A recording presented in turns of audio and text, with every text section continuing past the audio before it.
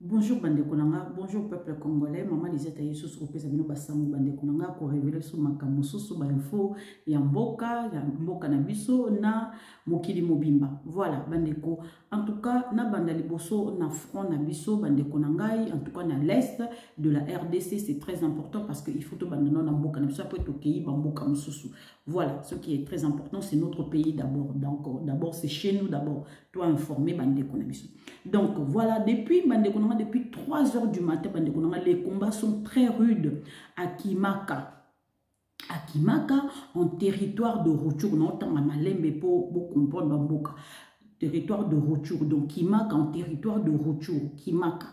L'armée rwandaise lance des bombes jusqu'à Miriki. Miriki, voilà.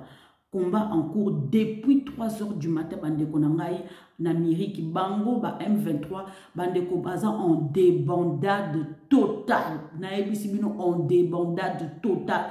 Moussanda Bango, ceux qui va kokite, il faut lancer ma bombe. Donc, Bazo contre ma bombe, wana Bazo kokate. Ceux qui va kokite, moi, va comme ko brûler, tina ba village, Bandeko Nanga, beaucoup, bolanda vidéo, moko, ah, boyo, bo, bino moko, beaucoup, mona. Bandeko Nanga, l'axe de Wendy, parce que combat, ils ont axe belé.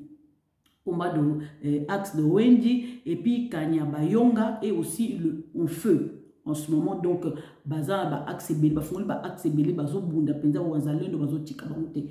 Donc bande kolanga awa sikoyo les wazalendo conduits par Meshak Nyavira entrent dans le centre de Mugogo à Rutshuru après avoir délogé les Ougandais des PDF. Donc, PDF bazaki na Mugogo ba délogé bango bokomo na bino moko ba voilà wa oyobi oyezali biso ba chef wa zalendo bango yi ba kotina Mugogo. Voilà. Donc ezali vidéo moko ezo durer 6 secondes, hein? Voilà. Donc voilà combat ils ont makasi na ndenge ya jeté. To continuer la nouvelle. Des détonations d'armes lourdes et légères dans plusieurs agglomérations de Mweto en territoire de Rutshuru encore. Les Wazalendo s'affrontent avec les M23, donc l'armée rwandaise. Tout à fait normal. Bandekona bazo déloger bango. Tango babundi bandekonanga babundi côté ya Rutshuru bandekonanga baye ko boa ka bombe bandekonanga botal balbi urgent après avoir subi des frappes Wazalendo donc après avoir subi des frappes les Wazalendo sur l'axe de Kanyagowe Macha en territoire de Rutshuru bolimbisanga les M23 se déversent sur les habitants en civil. Bande konanga local va subir penza boyoka le feu de Wazalendo boyoka. Ezali ce qui axe de Kanyagowe marche en territoire de Rutshuru. Donc ba boa ki ba bombe bande konanga botala bino moko ba boa ki ba bombe ba brûler boyoka. PSMC FDP boyoka. Les Wazalendo boyoka bilo moko. Hizi ni nyumba ambazo zimelunguzwa na M23 wakati zilikuwa kwenye ops axe ya Kanyangoe Masha. Walikuja wakapata moto mingi sana. Walipata moto viburi wakavimalizia kwa nyumba za baraia. Hizo zote mnaona zimelungula ni nyumba za baraia. Walikuwa wako analunguza sana nyumba za baraia. Yote ni manyumba zimelungula. Yote ni manyumba.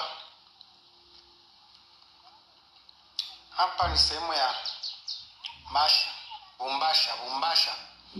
Nafasi wamelunguza zile manyumba baada ya kupata moto mingi ambayo walipigwa na VDP SMC FDP. Tuliwapiga kawapulula sana. Kwa hiyo walifika wakalunguza hizi manyumba. Angalia. Voilà. Bomoni ndenge na la kisibino. Donc après bandekonanga ba nouvelle un peu ébélé. Centre d'examen d'état attaqué par les M23. Bande konanga bana na biso lelo bazo sala examen d'état. Bande konanga a remaka Masisi. Remeka à Masisi. Déjà 34 élèves viennent de trouver la mort. Balobi 34 élèves trouvé la mort. Bazo baouti ko passer examen na bango tranquille, bazo trouver la mort. Tala ki motema mekindoki. Bokanisi président Félix a ko fléchir ki a ko zonga na table de négociation. Bana na biso bazo kene gratos boy. Bazo kufa ndikamo bayebite. Jamais bande kolanga. En tout cas, même Congolais, mon corps, on dit, maté président Félix, que la chama colline à table à négociation. Et ça là-bas, ceux qui, on indemnise, américain. Bande il faut pas passer par Bissot pour avoir président Félix. Va passer par Bissot. Na modèle auto yoka. Ah bande kolanga na maman na kanda. Ligne de front. 2 autres officiers rwandais périssent à Bouchacha. Ça c'est très bien. Fallait que tu attaques tout sang. À Bouchacha. Près de Mouesso, dans l'embuscade par les résistants de Ouazalendo. Oh, nous avons merci. Voilà pas faire urgent. Bandeko nanga et indi entre Bandeko et indi entre, comment je peux dire, Makengai, Nani, comment je peux dire, Nangai, Bandeko, Baye bisusu ndenge bakoki kosala te. Bandeko nanga e indeli bango penza elo konga na dinga penza yango e indeli bango na denga jete bazui. Bande kolanga nanga amoni que moyen pour s'en sortir exaté. Après avoir envoyé ce qui kanyoka akinoko mona journaliste oyo bande konangai comment je peux dire monsieur Andrew Mwenda oyo banani conseil de sécurité pour l'ONU bande konangai que ba expert de l'ONU ba komi na kacha nini ya nini na bango bandeko rapport da bango bandeko nanga ba moni ke esimbité journaliste on a ke komona ambassade américain français et puis l'ONU ba moni ke muto aza suspect azali membre ya M23 ndenge ni na journaliste ya komona biso puis journaliste ngo aza na ba porte belé ya likolo e fungola bango bandeko nanga ba comprendre ba bi journaliste aza suspect. Bande konanga bananga bamoni ke n'est pas journaliste wane simbité nanga komeli nani Guterres a komeli Guterres bande konanga boyo ka komeli Guterres a lobi boui. Dans une correspondance adressée au secrétaire de l'ONU, monsieur Nanga sollicite l'implication de l'ONU pour la renégociation avec le gouvernement de Kinshasa et les M23. Il sollicite également Conseil de sécurité et puis l'ONU de se débarrasser Bandeko Nangai na SADC. Bandeko, bamoni que SADC ils ont participé Bandeko Nandenga j'étais à part basoda mosusu sud-africaine ndenge bazo kufa lokola makoso bandeko nanga à part comment dirais-je basoda sud-africain mais toyebi ke Malawi azana toyebi ke Burundi azana toyebi ke FARDC azana toyebi ke Tanzania azana bandeko nanga bazolia penza pau na ndenga jete balembi bazomela pe mababito bwaka bombe to bomakaka to kenya biso poto moni moite toza sous le feu to koka susute bandeko na bakoki ko bwaka bombe bandeko na bakoka sute ba bombe yo ko sila so ba bombe ngo esili ba bwaka susuni ba bwaka nzoto na bango moko bandeko na bazoyanga noa bandeko nanga solliciter l'ONU a komeli Guterres bandeko nanga pona ni ba solliciter gouvernement congolais bandeko nanga gouvernement congolais ezo répondre souté ce qui ba komeli ONU bandeko nanga l'ONU a retia pression na gouvernement congolais bandeko même l'ONU tozo kaye souté même américain to kamsu mutute j'ai l'impression que nanga sentir que gouvernement congolais donc en tout cas, va se positionner dans le sens que le président Félix Tshisekedi a l'ingino sukoyo kate. Donc, a comme il a la chamutuba kata oyekoya eya. Bande koso qui va s'adresser dans le modèle wana. Liboso va qui s'adresser dans le Conseil de sécurité ou l'ONU. L'ONU va qui coach gouvernement congolais pression toti qui to vandi. Mais pression oyo bango baza kocha nani communauté internationale pour communauté internationale c'est pression. Et l'autre côté. tozo landa te, tozo yoka te, tokangi matoi. Bande konanga eindi na mouvement ya nanga, ba moni ke effectivement biliaki bango bikoki lelo na ndenga jete na sepeli. Nanga bayo bayo esili pona yo. Bandeko, en tout cas, bolimbisa na sepeli mingi penza bandeko nanga po na moni ke Sassou atosi eloko moko. Sassou atosi eloko moko bandeko nanga. Qu'est-ce qu'il est parti faire Sassou na Russie? Bandeko, nakamwe. Parce que Sassou est parti, comment dirais-je, na Russie. RFI et Bimisi eloko moko. Boyo kamabia. RFI et Bimisi eloko moko. Bolala, botama. RFI et Bimisi eloko. Bande konanga bilo moboke na RFI boke nkotanga. Sassou accueilli, comment dirais-je, na Moscou. Bandeko ezali pona ko signer contrat. Boyoka awa na retrouver yango. Nakamwe. Bandeko, en même temps na sepeli, mais na lobi pourquoi Sassou accueilli, comment dirais-je,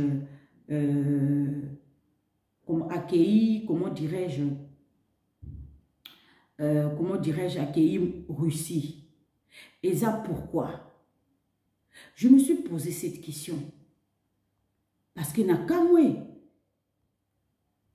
Bandeko na retrouvango ko nzambe na nguya nzambe na ngana retrouvango nzambe bolimbisa bolimbisa na retrouvango ata. Sassou accueilli, comment dirais-je, accueilli Russie pour nani. Non, on a une chose bizarre, très bizarre. Bandeko nangai, bozana retrouvango tout de suite là. Na retrouvango Sassou yé yo ake Russie. Bolimbisa yé.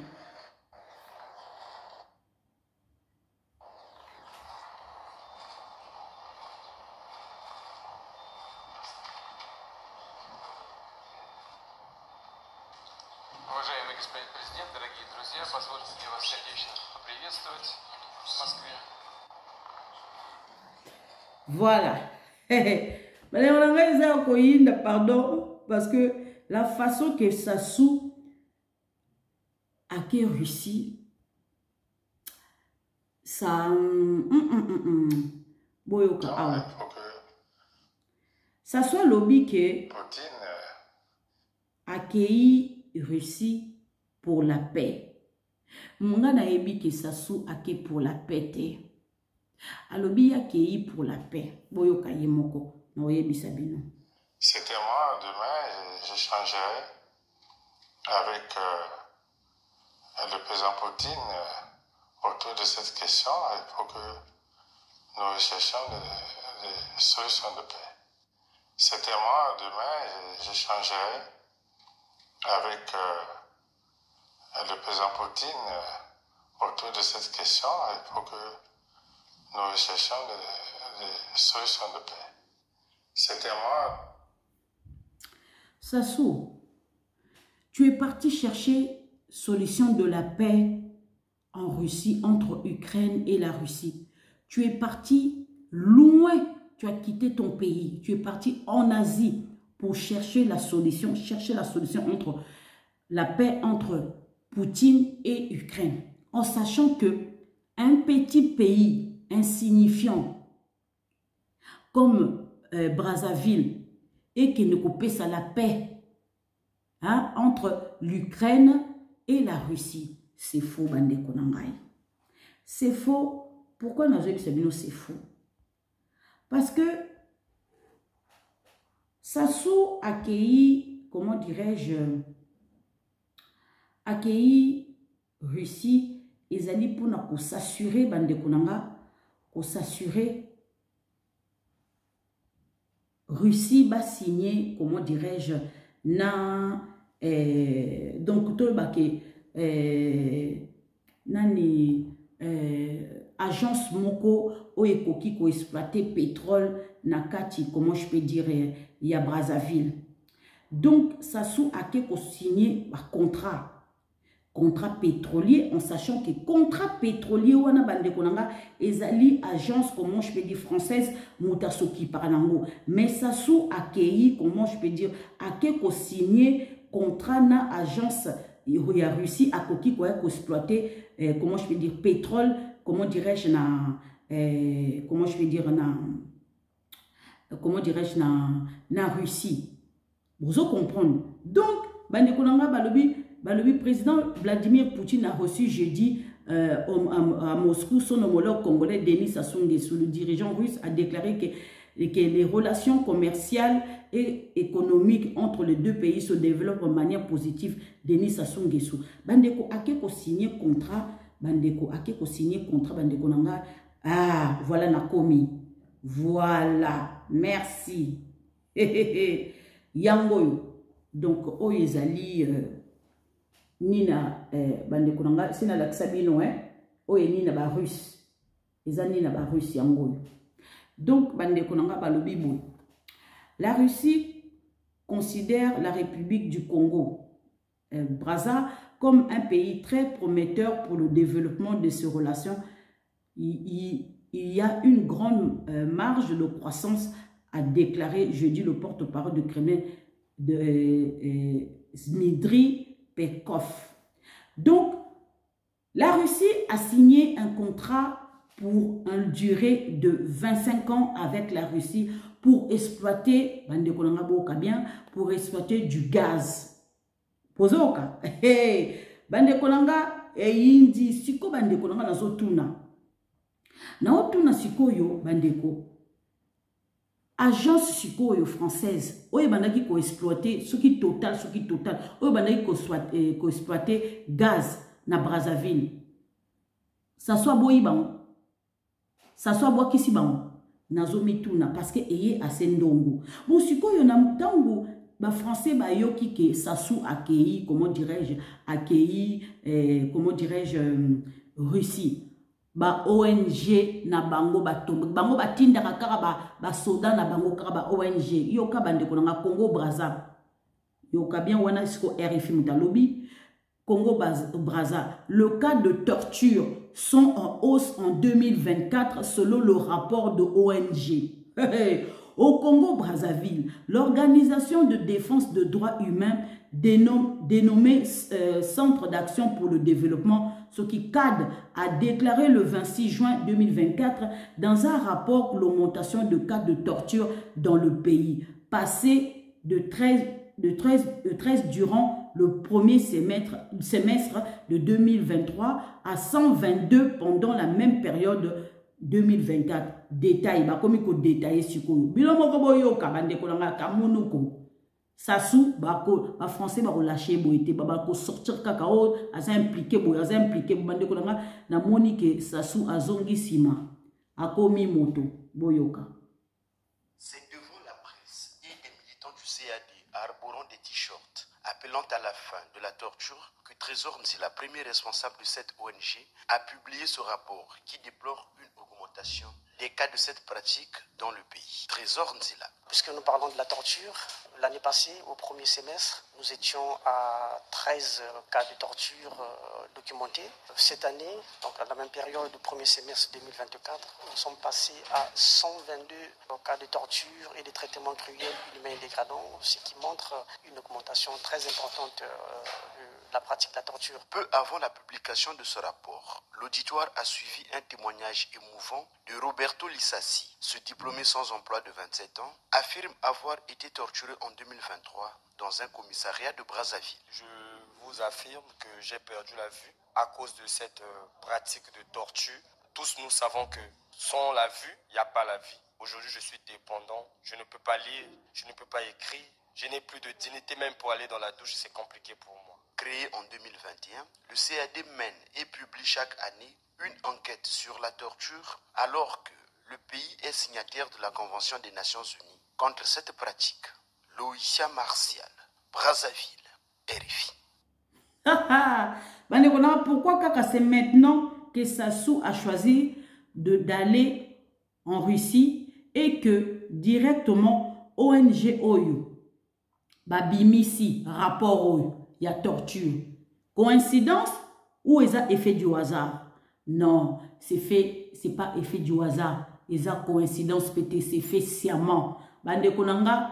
Donc, bandeko bango ba monique Sassou azo échappé biso.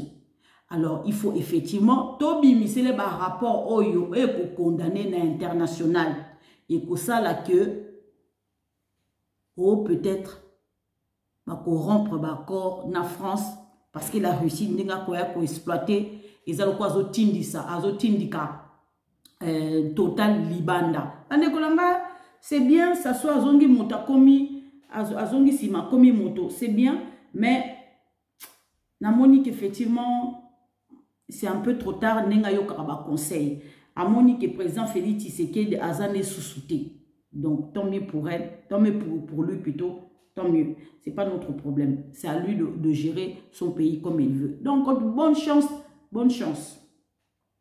Toko ta vu le sujet na biso bande ko na sepeli mingi en tout cas na sepeli mingi na ndenge maman comme Judith Tuluka ake comment je peux dire na Goma ndenge bayambi na sepeli mingi penza asali musala kitoko makasi en tout cas merci maman Judith Tuluka na ndenge okei en tout cas boyoka yendenga lobi penza esengo.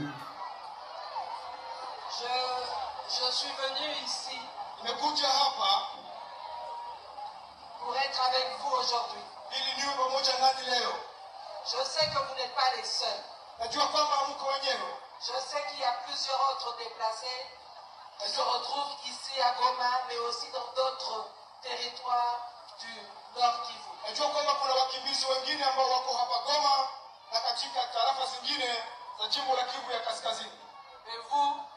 vous êtes un symbole. Je ne suis pas venu ici pour vous raconter des histoires. Je ne suis pas venu ici pour vous dire que je vais faire un miracle demain.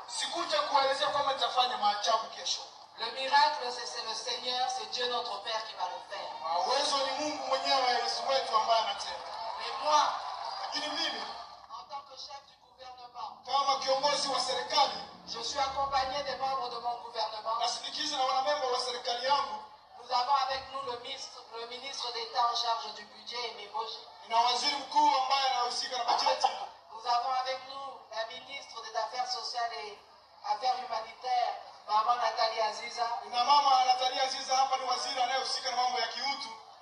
avec nous le ministre de la Communication et Médias, M. Patrick Mouyaya. Mais nous avons aussi avec nous les honorables, les élus du peuple que vous avez choisis. Ils sont là avec nous. Sortez comme vous quand même. Et j'ai oublié, il y a aussi le vice-ministre de la Défense qui est là, et nous avons aussi le vice-premier ministre de l'Intérieur et Sécurité qui est venu avec nous. Moi, je viens vous offrir un message d'espoir pour vous dire que mon gouvernement, qui a été nommé par le chef de l'État Félix-Antoine Tshisekedi Tshilombo, nous sommes là pour mettre tous les moyens possibles pour qu'on trouve une solution à votre problème. Nous savons que dans les différents sites, il n'y a plus de place. Nous savons qu'il y a des problèmes d'eau. Nous Nous savons qu'il y a des problèmes avec des maladies. Unajua kuna shida ya magonjwa.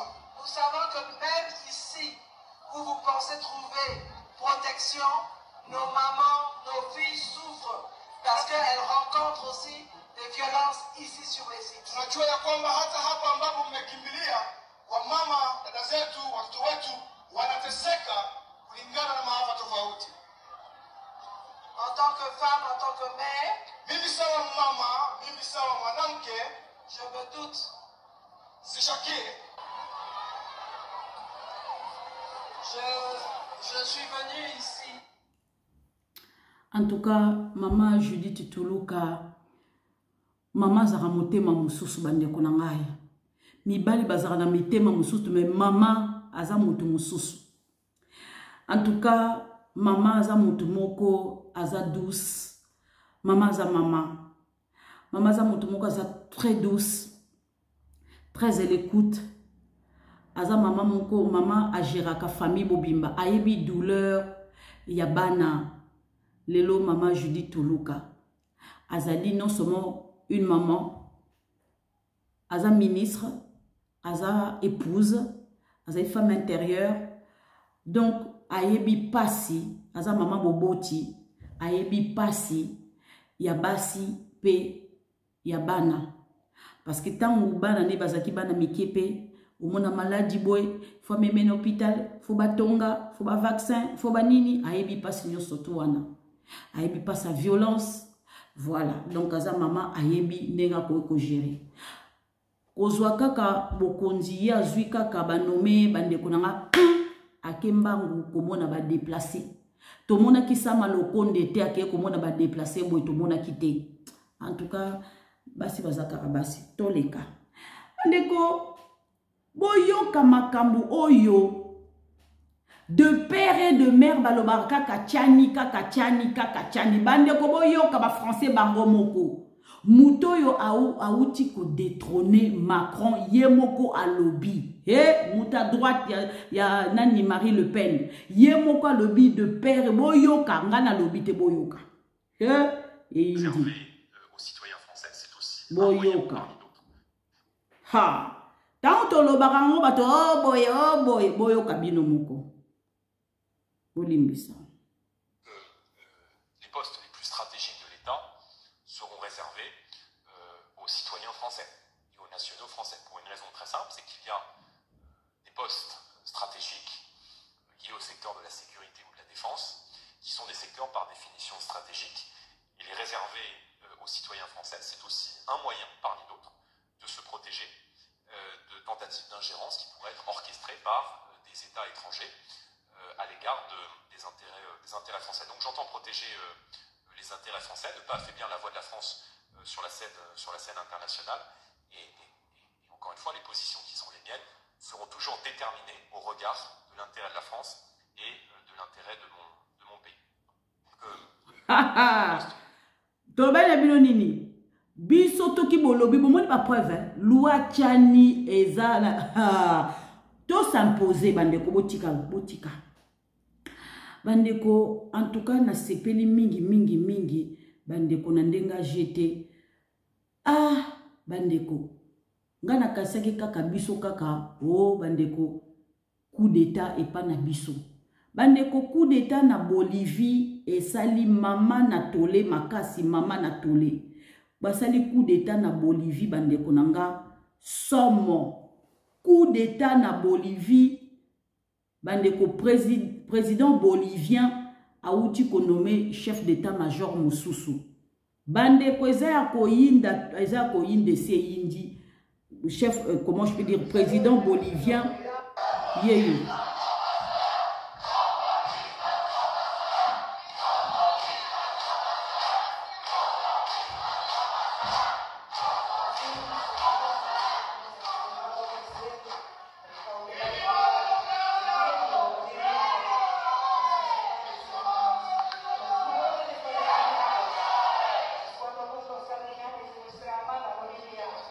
Bolivia, los próximos, nuestros líderes, nuestros héroes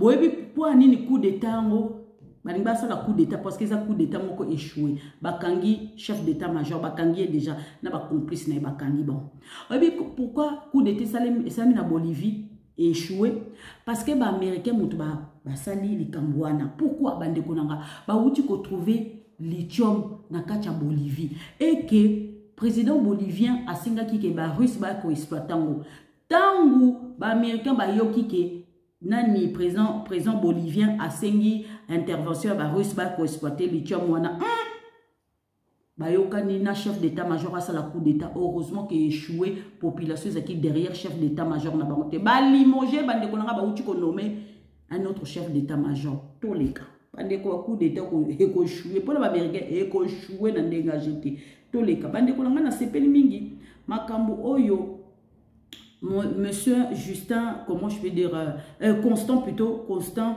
Mutamba Asali Bandekonanga et Salinga passi na passi Bandekonangai en tout cas na prison ya Makala ezala basi ezala mibali na kotela bino vidéo bokozala touché boyoka makambo oyo Bandekonanga et Salinga passi Bandeko boyoka Seigneur Jésus to kende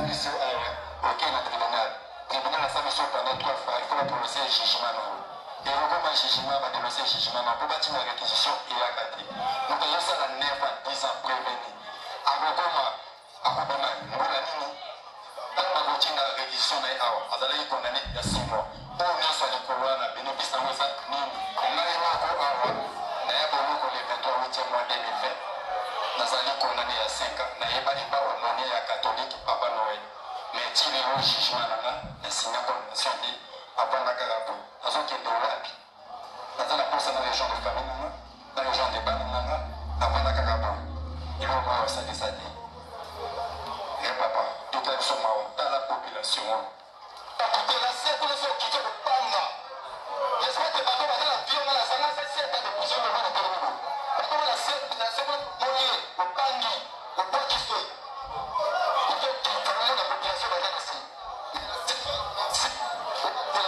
Puisque vous n'avez pas la bâton.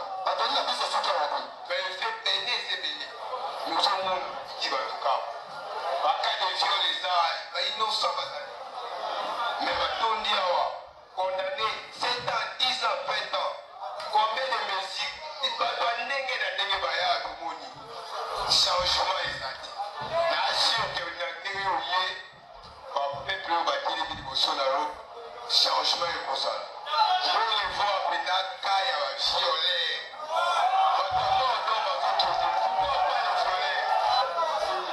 Et puis, effectif, il y a prison, nous avons 15 000 et quelques détenus. Plus de 15 000. Plus de 15 000. Condition de vie que ça vient de. Ma toilette, comment ma mettre à ma détenue. Ma douche, c'est comme ma chambre à ma détenue. Imaginez-vous, vous avez là un pire de l'eau. À vous en santé, un dégueulasse ministère sont condamnés à 5 ans. À vous en dégueulasse. Premièrement, tous nos 5 ans, des engorgements et à prison. Quand on lègue ma détenue va évoquer, ma magistrat va doser la moussala diente.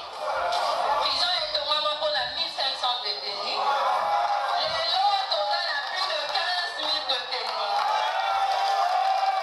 Ils sont pas personnels, tous nos la moussala makasi.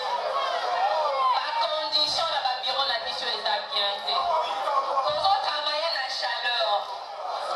Par même la biso et si et bébé. Tous la prime de risque était. Tous la salaire peut avec 12 ans, 10 ans. Tous engagé le ministère de la Justice depuis 2011. Mais tous ont pas salaire fait. Dans la mission, aucun tribunal. Tala ba révélation. Oh kindo kite. Tala ba révélation.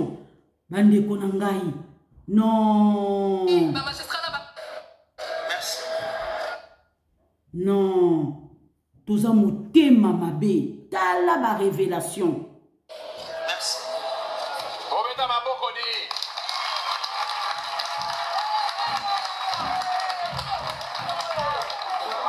Merci la CC de Bota la biso, Beza et conforter biso, et fortifier biso. Oza bakage. La carte la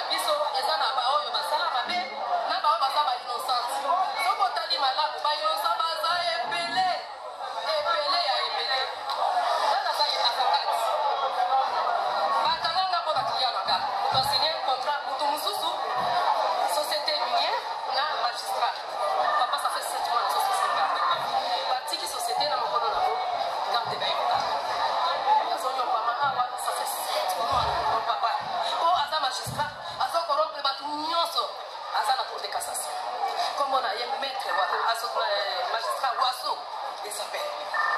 Harcèlement, elle est qui? Le magistrat là, l'avocat. Dans deux fois, vérité. Banyokoli, l'avocat, il va commander. Marche pied dans Bango. Congo, au salaire, au salaire, au balobi, par exemple, ça n'est pas injonction. Attends, ça, la raison, parce que c'est pas complexe. Maman, belé, on va salir bambou là, basamba koutouté. Ah bon? Je te jure. Et ça, le bambou, on va mettre à 20 ans, basamba ketilelo. 20 ans. Je vous jure. Et ça, la caille, papa, mon voisin, ah, bakanga, maman, on a perdu de ma camba, kabilaona, les pères, tilelo. Basamba ketilelo. Anarchie, elle est qui n'a pas carabiso. Kana, elle est qui, sokosaka, mon pozo, bandi, comme piétiner, pas bazana, c'est. Donc, c'est pas ma case, quand tu oses à mon bas, les amis, si la biso, il va l'avoir contre la biso. Maman, elle est qui, bah, il y a ta situation, bah, ninga, na maman, c'est ne baliso, les kena, bah, maman, on s'en a pas, c'est papa. Bah, on va boti, voilà, ma bébé. Na, bah, na, mike, bazalia, wa, koli, ya passe, qu'on a la passe, belle, bazo, koufa, bazo, beta, biso, te. On a suffoqué, on a posé un caca. Espace, on a la mapé.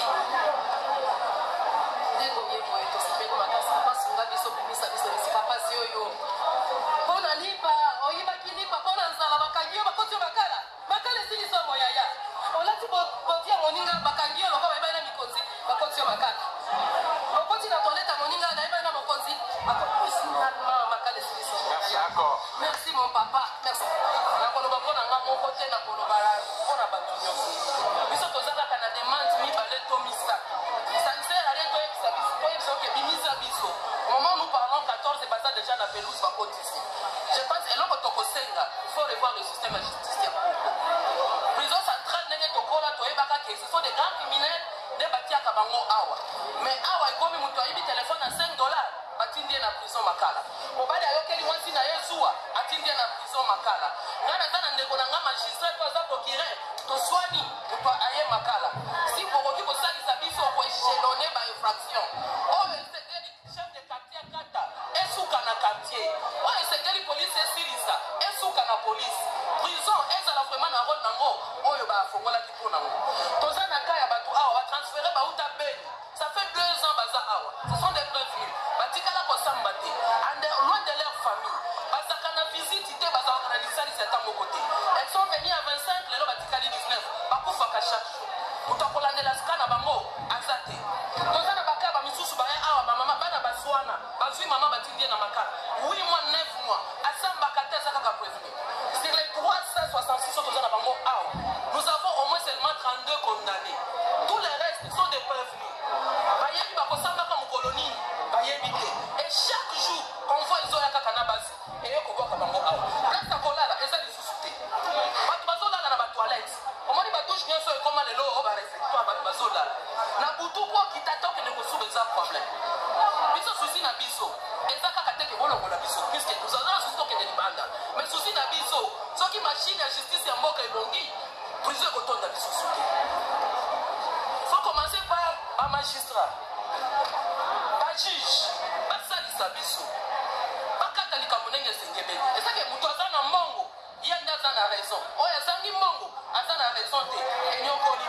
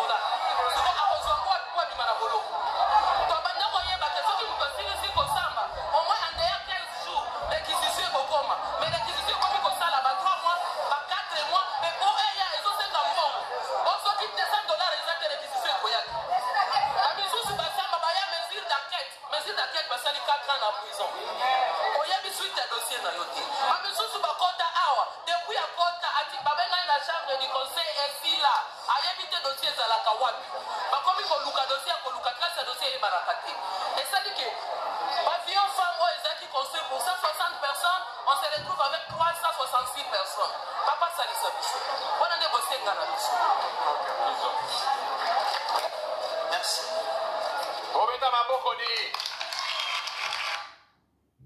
Ça fait mal. Ça fait mal mon pays. Ça fait très mal.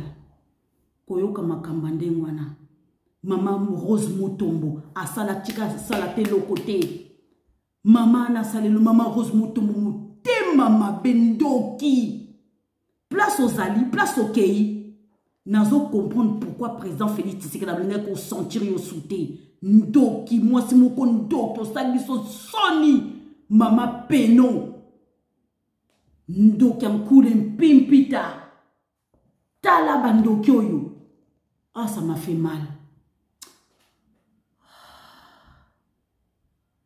Ça m'a fait très très mal.